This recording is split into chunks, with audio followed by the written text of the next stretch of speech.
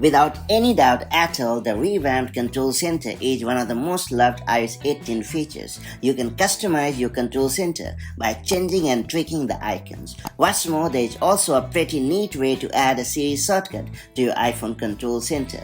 That said, let me show you how it's done the right way. So to get us started faster, we have to swipe down from the top right corner of the screen to bring up the Control Center.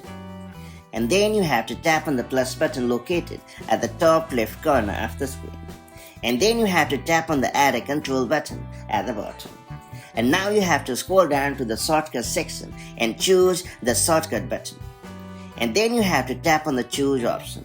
And after that you have to find the shortcut in question and then select it. And then you have to tap on anywhere outside of the menu to remove it. And finally you have to tap on the empty space to confirm and get out of the editing mode, and you are all set. Going forward, you can easily launch the Siri Shortcut right from the Control Center on your iPhone. Just like this, super handy, isn't it?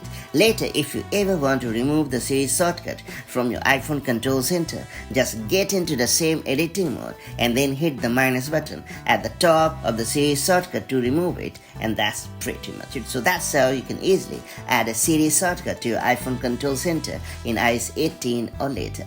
Now that we have unlocked this super handy feature, make the most of it in order to easily access and launch all of your favorite Siri shortcuts. And I'll see you in the next video with more such handy iPhone tips and tricks. Till then, stay safe and have a great time. Bye bye.